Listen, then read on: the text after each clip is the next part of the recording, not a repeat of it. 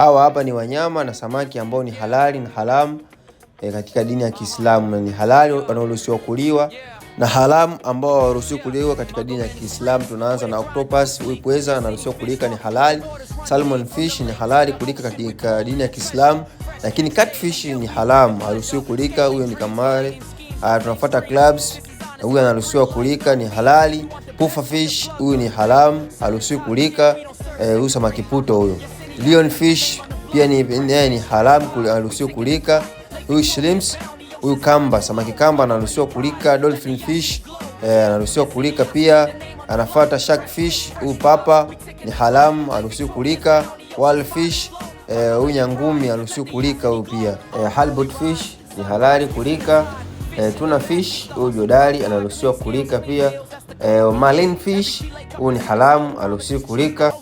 Huyu samaki mkuki haruhusiwi kulika. Tunafuata robusta, huyu kamba mkubwa haruhusiwi kulika, ni haramu. Grouper fish ni halali kwa Muislamu kulika, huyu chewa. Sardine fish ni halali, anaruhusiwa kulika. Huyu dagaa, huyu samaki dagaa. Huyu mackerel fish ni halali. Huyu hapa ni kibua, ni halali, anaruhusiwa kulika. Mollish fish ni haramu, haruhusiwi kulika.